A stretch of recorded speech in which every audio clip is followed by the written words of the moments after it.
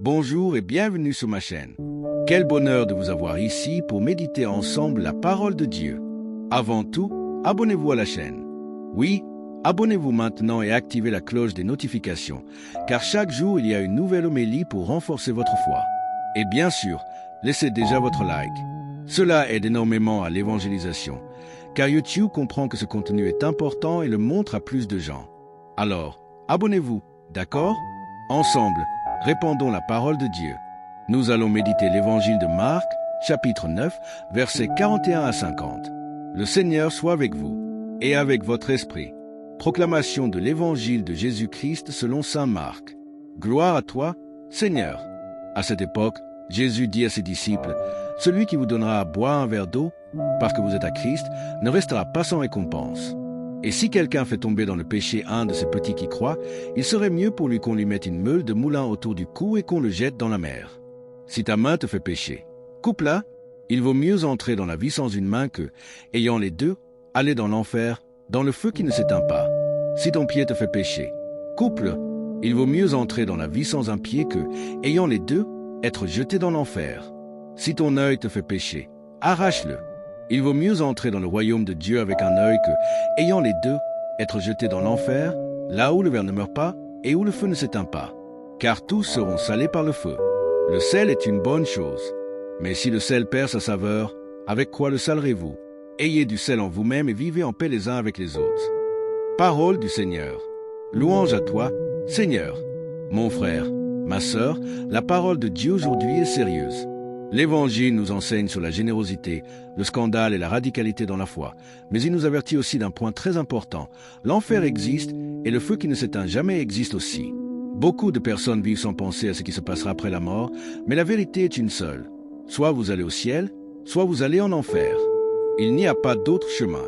C'est pourquoi Jésus nous appelle à la réflexion et nous enseigne sur la générosité, le scandale et la radicalité dans la foi, en coupant de nos vies tout ce qui nous éloigne de Dieu. Générosité. Jésus nous dit que celui qui donne un verre d'eau à quelqu'un qui est de Christ ne restera pas sans récompense. Souvent, nous sommes mesquins ou méfiants. Je ne vais pas aider l'Église. Je ne vais pas aider ce prêtre ou ce pasteur. Bien sûr, nous devons avoir du discernement et soutenir les œuvres qui évangélisent réellement.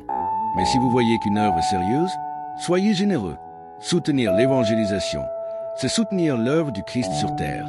Le scandale. Jésus nous avertit du danger de scandaliser les petits dans la foi. Parfois, nous sommes très instruits, nous étudions la théologie et connaissons bien l'Église. Mais notre témoignage peut scandaliser ceux qui commencent dans la foi. Un ami, un enfant, un collègue de travail. C'est pourquoi faites attention à vos paroles et à vos actes, car ils peuvent éloigner quelqu'un de Dieu. Combien de chrétiens, y compris des évangélisateurs et des prêtres, donnent un contre-témoignage? Lors des fêtes, l'ivresse et les paroles inappropriées. Au quotidien, relativisant la foi, ne défendant pas l'Église et ses valeurs. C'est sérieux. Jésus dit qu'il serait mieux pour quelqu'un d'être jeté à la mer avec une meule de moulin autour du cou plutôt que de scandaliser un petit dans la foi. Radicalité dans la foi. Jésus enseigne que si quelque chose nous fait pécher, nous devons l'ôter de nos vies. Si ton pied te conduit dans des lieux de péché, coupe-le. Si ta main fait le mal, coupe-la. Si ton œil te fait pécher, arrache-le. Jésus nous enseigne que nous pouvons pécher par les sens, par les mains, les yeux, les pieds. Notre corps a été affecté par le péché originel et nos sens cherchent le plaisir. Mais tout plaisir ne nous conduit pas à Dieu.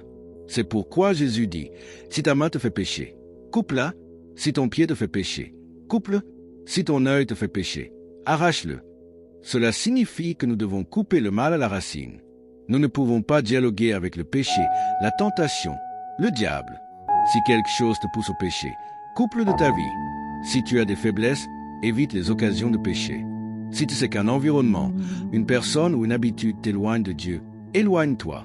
Jésus nous dit clairement, celui qui se laisse aller au plaisir charnel peut perdre son salut. Maintenant, réfléchis, combien de péchés avons-nous commis à cause de nos sens? Avec les mains, touchant ce que nous ne devrions pas, avec les yeux, voyant ce que nous ne devrions pas, avec les oreilles, écoutant des choses qui nous éloignent de Dieu, avec la bouche, parlant ce que nous ne devrions pas. Il faut tout pour aller au ciel. Si nécessaire, renonce à quelque chose, parce que l'éternité avec Dieu vaut infiniment plus que n'importe quel plaisir passager. Cela signifie que nous devons être radicaux contre le péché. Nous ne pouvons pas accepter les modes et relativismes qui vont contre l'Évangile. Le modèle de famille et de vie véritable se trouve dans la parole de Dieu. L'enfer existe et Jésus a été clair. Celui qui n'obéit pas à Dieu et ne prend pas sa parole au sérieux court ce risque. Soyez le sel de la terre. Le sel donne du goût et conserve les aliments. Notre foi doit être vivante. N'ayez pas honte de défendre le Christ et les valeurs de l'Évangile.